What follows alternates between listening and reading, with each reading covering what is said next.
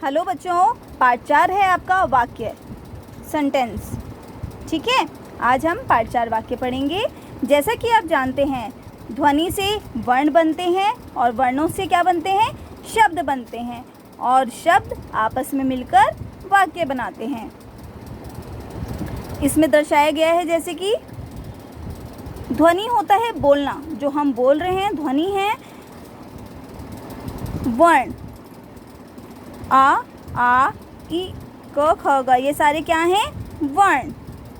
ठीक है, और वर्णों को जब हम मिलाते हैं, जैसे आ, म, आम, घ, र, घर, तो जब हम वर्णों को मिलाते हैं तो क्या बनाते हैं, शब्द बनता है। और शब्दों को जब हम मिलाते हैं तो शब्दों को मिलाकर वाक्य बनता है। जैसे आम खाओ, घर पर चल, ये क्या बना, एक वाक्य बना।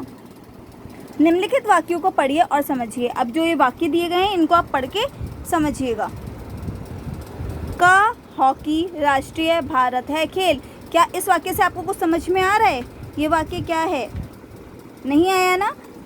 मैं सबसे कक्षा बुद्धिमान पुनीता है, इस वाक्य से कुछ समझ में आ रहा है? क्या ये वाक्य सही है? नहीं, क्योंकि हमें इस वाक्य से कुछ समझ में नहीं आ रहा है कि इस वाक्य में क्या बताया जा रहा है। इन वाक्यों में शब्द तो बिल्कुल सही हैं, लेकिन शब्दों का क्रम सही नहीं है। भली भांति अर्थ भी स्पष्ट नहीं हो रहा है, इसलिए हम इसे वाक्य नहीं कह सकते। यदि इनको सही क्रम में लिखें, कुछ इस प्रकार लिखें। हॉकी भारत का राष्ट्रीय खेल है। हॉकी भारत का राष्ट्रीय खेल है। तो इससे आपको समझ में आ रहा है ना इस वाक्य से कि क्या बताया गया इस वाक्य में, कि जो हॉकी है वो हमारे भारत का एक राष्ट्रीय खेल है। पुनीता कक्षा में सबसे बुद्धिमान है। तो इस वाक्य से क्या समझ में आ रहा है हमें, कि जो पुनीता है वो कक्षा में सबसे ज़्यादा बुद्धिमान है। अब इन वाक्यों में शब्दों के साथ शब्दों का क्रम भी सही है और ये अर्थ को स्पष्ट कर रहे हैं, इसलिए ये क्या है, वाक्य हैं। अतः हम कह सकते हैं कि शब्दों का वह सार्थक समूह जिसका अर्थ स्पष्ट हो वह वाक्य कहलाता है। शब्दों का सार्थक समूह मतलब सार्थक होता है जिसका अर्थ हो, सही अर्थ हो। तो शब्दों का ऐसा समूह जिसका सही अर्थ हो वो, और इसका अर्थ भी स्पष्ट हो, वह क्या कहलाता है, वाक्य कहलाता है। वाक्य के अंग, अब हम करेंगे वाक्य के कितने अंग होते हैं। वाक्य के 2 अंग होते हैं, उद्देश्य विधेय, सब्जेक्ट एंड प्रेडिकेट। उद्देश्य क्या होता है, जिसके बारे में कुछ कहा जाए वह उद्देश्य कहलाता है। उद्देश्य के अंतर्गत मुख्य रूप से कर्ता आता है। कर्ता कौन होता है, जो कार्य कर रहा है, जिसके द्वारा कार्य किया जा रहा है, वह क्या कहलाता है, उद्देश्य। जैसे कि सचिन तेंदुलकर बहुत अच्छा खिलाड़ी है, इसमें किसके बारे में बात हो रही है, सचिन तेंदुलकर के बारे में, तो वो क्या है, उद्देश्य है। इस वाक्य में सचिन तेंदुलकर एक उद्देश्य है, क्योंकि वाक्य में इसके बारे में बताया जा रहा है और यह कर्ता भी है। विधेय, अब विधेय पढ़ेंगे। विधेय क्या होता है, विधेय में मुख्य रूप से उद्देश्य के बारे में जो बात की जाती है, उद्देश्य के विषय में जो कुछ भी कहा जाता है वह विधेय कहलाता है। जैसे पहले वाला वाक्य ही लेंगे हम, सचिन तेंदुलकर बहुत अच्छा खिलाड़ी है। तो सचिन तेंदुलकर क्या था, इसमें उद्देश्य है और उसके बारे में क्या बात की जा रही है, कि वह बहुत अच्छा खिलाड़ी है। तो ये क्या होगा, विधेय। इस वाक्य में बहुत अच्छा खिलाड़ी विधेय है क्योंकि वह उद्देश्य के बारे में बता रहा है। विशेष पढ़ेंगे हम। वाक्य में उद्देश्य की पहचान करनी है तो कौन या किसने लगाकर प्रश्न करें, तो आपको जो उत्तर मिलेगा वही वाक्य का उद्देश्य होगा। ठीक है, जैसे आप कोई भी एक सेंटेंस है, जैसे राम गाना गा रहा है, तो हम इसको प्रश्न बनाएंगे, कौन गाना गा रहा है, तो कौन गाना गा रहा है? राम। तो राम क्या हुआ? उद्देश्य हुआ। पूजा स्कूल जा रही है। कौन स्कूल जा रही है? पूजा। तो पूजा क्या होगी? उद्देश्य।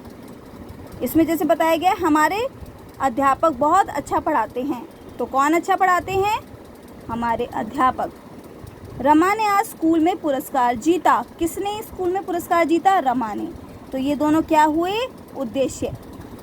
अतः हमारे अध्यापक और रमा ने शब्द वाक्य के उद्देश्य हैं।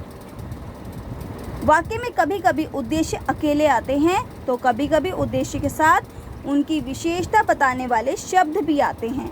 जैसे श्री कृष्ण के प्रिय अर्जुन ने जयद्रथ को मारा।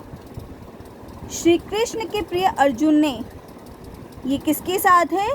विशेषता के साथ, उद्देश्य है, क्योंकि श्री कृष्ण का प्रिय कौन था? अर्जुन। तो ये क्या हुए? ये दोनों ही उद्देश्य कहलाएंगे। नीचे कुछ वाक्य दिए गए हैं जिसके उद्देश्य और विधेय को अलग अलग करके दिखाया गया है, जिससे आप अच्छी तरह से जान पाएंगे कि उद्देश्य और विधेय क्या होते हैं। ध्यान दीजिएगा। फर्स्ट वाक्य है आपका, रमा टीवी देख रही है। तो कौन टीवी देख रहा है? रमेश टीवी देख रहा है। तो कौन टीवी देख रहा है? रमेश। और क्या देख रहा है? टीवी देख रहा है। तो रमेश क्या हुआ? उद्देश्य, और टीवी देख रहा है विधेय। माली ने बगीचे में पेड़ लगाया। किसने बगीचे में पेड़ लगाया? माली ने। तो ये क्या हुआ? उद्देश्य हुआ। और क्या किया उसने? बगीचे में पेड़ लगाया, ये विधेय हुआ। मैं शाम को खेलने जाऊंगा। कौन शाम को खेलने जाएगा? मैं। तो ये क्या हुआ? उद्देश्य। और क्या करने जाऊंगा? शाम को खेलने जाऊंगा। तो ये क्या है? विधेय। जज ने सजा लिखते ही कलम तोड़ दी। तो किसने सजा लिखते ही कलम तोड़ दी? जज ने। तो जज क्या है? उद्देश्य। और उसने क्या किया? जज सजा लिखते ही उसने कलम तोड़ दी। तो ये हुआ विधेय। तोता हरी मिर्च खाता है। कौन हरी मिर्च खाता है? तोता। तो तोता क्या है? उद्देश्य है। और क्या करता है? हरी मिर्च खाता है, यह विधेय है। ठीक है बेटा, इसमें हमने क्या किया? वाक्य समझा है, वाक्य के अंग जो हैं उद्देश्य और विधेय समझे हैं। ठीक है, आप नेक्स्ट वीडियो में आपको सेंड करूँगी, उसमें हम पढ़ेंगे वाक्य के प्रकार।